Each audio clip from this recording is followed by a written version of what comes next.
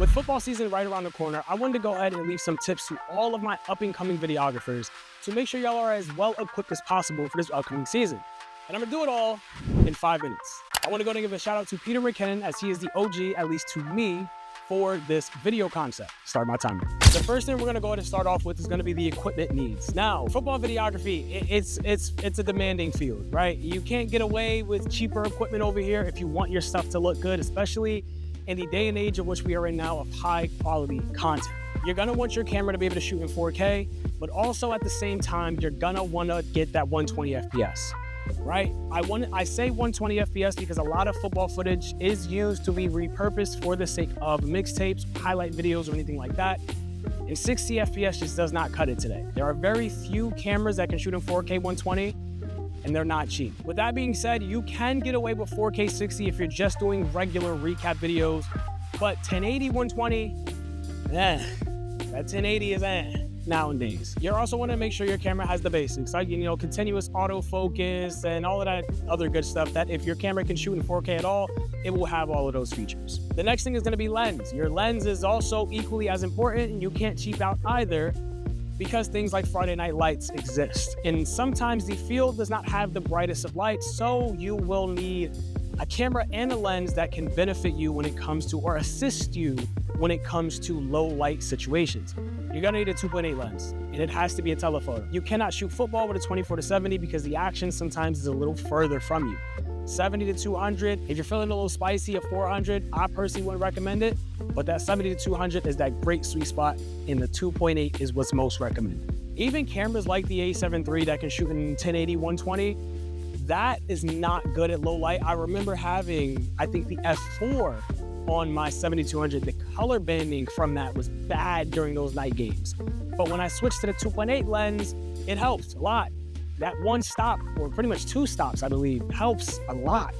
Now that we got the 2 major equipment pieces out the way, there's gonna be 3 accessories, 4 really, that you cannot live without when it comes to football. The first one is gonna be your ND filter. You're gonna need that. The second one is gonna be a mic. Audio is important. The third one is gonna be a monitor. You need to be able to see what you are shooting. And your fourth one is going to be a tripod, hi-hat, or a monopod. Speaking of tripods, recently I've been using this carbon fiber tripod from K&F Concept. It's been gas, okay? I gotta say, it does stand up to 60 inches tall, which is about my height, somewhere around there. And it comes up eye level to me perfectly when I'm on the football field, but also it comes down very small to the point where it's somewhere like a hi-hat.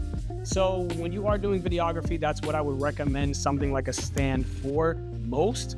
This also comes with a swivel head, and the beautiful thing about this tripod is that it operates very similarly to a monopod, being that it has a 360 pan and tilt ball, pretty much swivel head on there, and that is really beneficial when it comes to football videography. So if y'all gonna pick up anything, top link in the description down below, right there on Amazon, y'all can go ahead and pick this one up for yourself.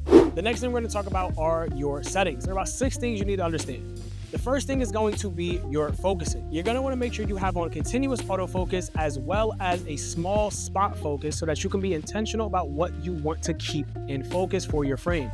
There's a lot of things moving on a football field, and if you're trying to focus on a running back trying to run through a line, you wanna make sure your focus point stays directly on that subject. The next thing is gonna be your FPS, right? So like I said, shoot in your highest FPS for these. If you are shooting for recap purposes, if you can shoot in 120, that's great, right? If you're shooting for highlight purposes and stuff like that, 120 is amazing. I would avoid shooting in 24 FPS for football. You can render out in 24 for mixtapes, but I would avoid shooting in 24. The thing that goes hand to hand with your FPS is going to be your shutter speed. Whatever your FPS is, always make sure that your shutter speed is double it, right? So if you are in 120, your FPS is 240 or 250. If you are in 60, 120, same thing. Come on, it's right? You just want to make sure you are always doing that. If you need some more room on lighting, you can get away with shooting in 120, bringing your shutter to about 200. The 2 other settings, your ISO and your f-stop, you adjust them as you need. Your f-stop, keep it as low as possible. Your ISO, you adjust it based off of your environment, right? Whatever things are looking like based off the field you're shooting at, it's daytime, it's nighttime, adjust it at will. And last but not least is going to be your picture profile. This is an executive decision you're gonna have to make. If you want to color grade your footage, shoot in log, S-Log3 or whatever S-Log your camera can shoot in. If you don't want to color grade, shoot in a picture profile that is already pretty nice, right? For me, on Sony, the picture profile will leave 5 or 6. It's pretty nice. It's gonna be different for your camera.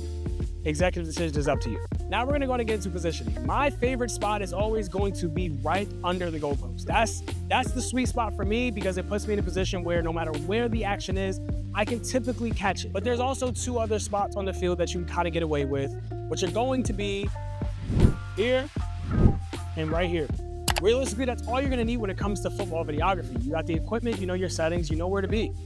Other than that, it's just following the action and knowing a couple key things to keep in mind when you are actually out here on the field. You wanna make sure that you are filming before a play starts and you continue filming after the play ends. When you hear that whistle, do not stop filming because you never know what can happen after a play. But also, you don't wanna just start filming right before they hut the ball. You wanna start filming realistically when you see the line getting ready. That way you are capturing everything in its totality for that entire play. I also want to mention another good position to be is in the stands so you can capture the whole field if you are filming for college recaps, right? I do that for some of my clients, and that is also a really good position to be. With that, I would still recommend a 7200 so that you can zoom in and follow the action. That is another good spot to be, something to take into account depending on what you're shooting for. Either use the bathroom before you get to a game or just don't eat before you get there, okay? Because after you use the bathroom in any way while a play is happening is the worst thing in the world. It's not fun. That's about it. Listen, I gave y'all everything y'all need to be successful this upcoming season. I appreciate y'all so much. I did do a video just like this for photographers. So if you're interested in that as well, go ahead and check that video out. There's also a preset link in the description down below, top link. Good luck with everything for y'all this season. Don't forget to stay creative.